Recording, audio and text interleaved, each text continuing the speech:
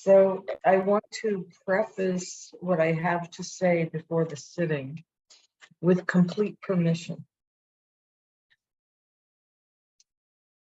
If you feel not ready for this, or you feel already you're too challenged, or you feel when you begin it's okay, but then you end up, in a really difficult place, feel complete permission to go to where it's easier. And what that will look like will depend on you. It could be going to an earlier category in Mudita. It could be going to simple metta, or it could even be going to Vipassana, depending on how challenged you are, how intense the challenge, and on your specific and very individual circumstances. So whatever is skillful means, please feel free to do that. Remembering that before we do the mudita practice, there is the assumption of quite a lot of metta practice, at least when one does mudita practice intensively. And we're practicing in a more open way. So there isn't necessarily that assumption, nor is there the slow pace of the practice that is also an assumption in more intensive retreats. So in a really traditional intensive cultivation of this, we practice all the categories in metta and karuna until we attain jhana, and then we do mudita. And then within the mudita, we do the same thing. But in this retreat, of course, we're not doing that. It's more of an open, more of a general practice for the sake of the mudita, rather than developing also concentration. So pace yourself. The development of the Brahma Viharas is an ultra marathon, not a 100-meter sprint. So go at whatever pace you can sustain easily.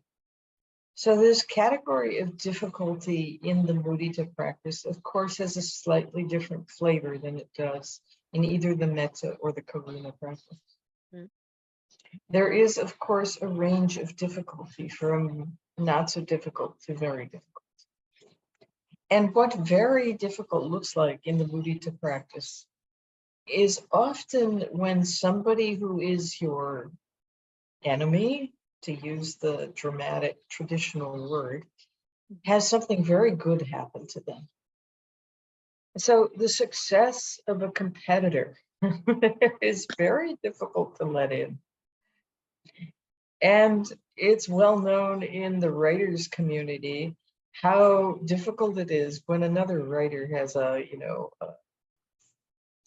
real success with their book, as opposed to what's going on with our book. And this plays out in so many different places in our lives, this dynamic. So siblings, for example, can be quite difficult. People we work with can be quite difficult when there's competition for a promotion or a new job that we want. And this kind of difficulty is really, it's interesting because it brings up so many layers of dosa. There's judgment, there's anger, resentment, pure ill will, of course, envy, which is negativity that's tinged with longing. There can be many layers of, it's almost like cruelty, where we want the rest of the world to know all the bad things about them. And then, of course, there's all the dosa that comes up about ourselves because we are experiencing all those really unpleasant, unwholesome states. So all these layers of negativity directed towards ourselves and towards the other person, it can be a particularly awful hell realm. It's really, really difficult. So that's the really challenging end of the difficult spectrum. The less challenging end is something a couple of you have already mentioned in your sharings, either here or in the small group, where we have a hard time connecting with the success or the good fortune or the joy of somebody close to us because we're concerned about that joy and what will happen to it. Yeah, we're worried about them. Even though they're in a good space, we're worried about them because we think, oh, that joy won't last or something might happen to it. Or maybe we're a parent, for example, and we see a child doing something and they're, they're grown-up children, and so they're leading their own lives and they're experiencing happiness and success, but it's not something that we think is going in a good direction. So perhaps they're living their life and really enjoying a new career, a growing career in something that we think is totally uncertain and not leading to any kind of physical stability. And that's just one very common example, but there are many, many examples. Maybe they have a new relationship and we don't like the partner. Or maybe we're the child and we have elderly parents or aging parents. And they're doing fine. There's nothing, in fact, they're doing more than fine, but we worry about how long that will last. So, I mean, there are many ways in which mudita can be blocked, even with dear ones. Today, beginning the difficult category, choose the easiest possible difficult person, just as you would with the metta practice. So don't choose that person who just got the job that you were both competing for, that you thought you deserved but didn't get. Or that person who just hooked up with your ex-partner. Yeah. Those are later. And if people like this kind of intrude on the practice, they might. Don't feel you need to go there. Politely tell them to wait and you'll get to them later. So before we start to sit, choosing a slightly difficult person. And this, as I said at the outset, feel free to stay where it's easier, either in the mudita practice or starting with the metta practice, if you feel you need to do this, because you know right now where your specific practice is. Yeah. And really trust yourself in this. Maybe do some metta for about 5 minutes, and then begin to cultivate mudita for somebody where it's easier for about 5 minutes. And then when you feel ready, then going to the difficult person. And if you feel like your mudita practice is fairly stable and you can connect with it easy, then go straight to the difficult person. Either way is completely fine. And so we'll practice in silence. I don't want to impose my own pacing on you. Really trust yourself in this. And as usual, we'll end the sitting with a very short bit of chanting, as opposed to having a bell. So thank you, everybody, for your kind attention. And finding physical comfort, relaxing, and beginning the mudita practice for this difficult person in whatever way is easy for you.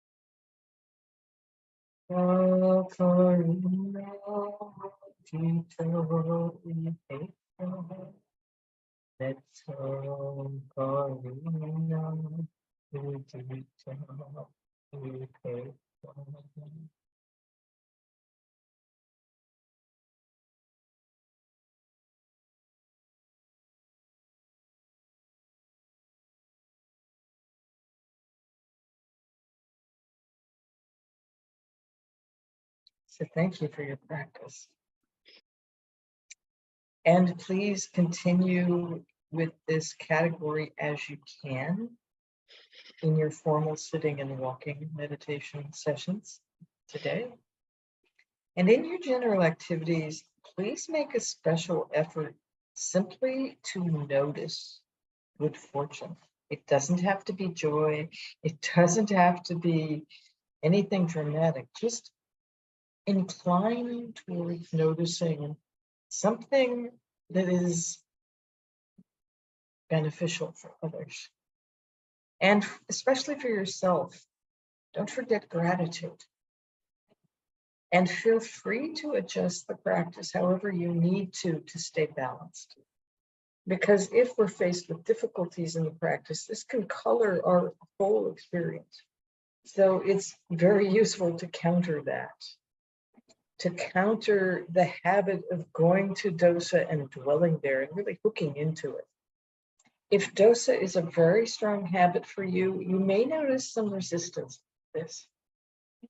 And even maybe some annoyance and anger. It's just like, leave me alone, I want to be angry. This can happen. No force, please. We are taming a wild animal. The mind can be quite wild at times. So gently, gently, gently, just when you notice something like this, pause and go to where you can, whether it be mudita or even metta or vipassana. So, does anybody have any questions? Yes, please, Marcy. Thank you. And Donatella, I would ask you for translation. Of course. So this practice has been a little bit of a roller coaster today. And I have two questions. One question is if you could say something more about the choice of the person, because I have had to try maybe 4 different persons in order to be able to stay with one. And these have been people towards whom I have felt some kind of envy in the past or competitiveness, but then it was difficult to stay with them. So then I tried people who somehow are difficult, but then maybe their difficulty consists in the fact that they don't think they have the good fortune, but I think that they do. So, so then it turned into more like, oh, maybe should I radiate karuna for them rather than mudita. So it was a little bit difficult to find the person. And the other thing is that, especially in this practice today, but during the other days as well, I have been experiencing almost physical sensation in the area of my heart, which is quite intense. So sometimes it leads to some kind of restlessness, this kind of, so apart from the emotions or other. And I was wondering if you would have any thoughts or advice on this. I'm just trying to stay with it, but sometimes it's quite almost disturbing. So, there's this restless feeling, physical, as if almost an ache, which is not an ache, but kind of restlessness, right? Yeah. This is normal. This is actually really common. If you do not have any concern about heart disease, just sit through it. And even if you do, I mean, these things, when they come up only in the practice, they're often just a side effect and a manifestation, a physical manifestation of challenge. And then the other things, it's actually a similar dynamic. When we are a similar dynamic, a similar process. Okay, right. So when we are challenged and when difficulty arises, restlessness is often the response. And then following from that, if we get hooked into it, then you can, doubt and irritation can arise. So with restlessness in particular, if the mind is jumping from one person to another, looking for the right person, the best thing to do is to just notice that, but don't give into it. Even if it becomes a little difficult and emotions are arising, that's okay. That's part of the practice. The only time I would suggest moving to another person, or even going to a person you've already successfully radiated mudita for, is if you become overwhelmed. So if it's just what we say in English, common garden variety difficulty, just gently stay there. Making sure your attitude about staying that is acceptance, kindness, not gritting teeth or force in any way. Yeah. Thank you. That's very helpful. Grazie, Donatella. Grazie. Sì, Roberto. So I started both in this category and in the previous ones. I noticed that I started with the standard phrase, may you rejoice of your good fortune. But then there was a tendency to change the sentence. In this case, for example, may you rejoice of your abilities, with your abilities. And in the previous category, this tendency to change the sentence happened also quite often, many times, also in the same sitting. Mm-hmm. So I was wondering whether this was an aspect of impatience, if it wasn't correct. I would say, Roberto, it's more a manifestation of restlessness. And so just as I just said, not to give into it, choose a phrase and stay with it. And just continue to begin again as many times as you need to. And one thing you might do at the beginning of your next sitting is to find an even more general phrase. Because rejoicing, it might just be too much. So may your success continue, or may your good fortune continue, is a very general phrase. And see how that works. It's more of a neutral phrase, but still mudita. And that may allow your mind just to settle a bit. And yes, please, Anna. I have already faced, let's say, worked with the difficult people with metta, con metta avevi detto, Sì. vero? And also through mental investigation. So in this category, I was wondering whether I should really stick to the sentence, or if I can also go into a more more into invest. So what happens is that my tendency is to get again into thinking about what I have already analyzed and what has maybe emerged in previous investigations about the person that I have chosen. So I was wondering whether it's better instead to stick to the sentence, or to go into this more mental aspect of investigation.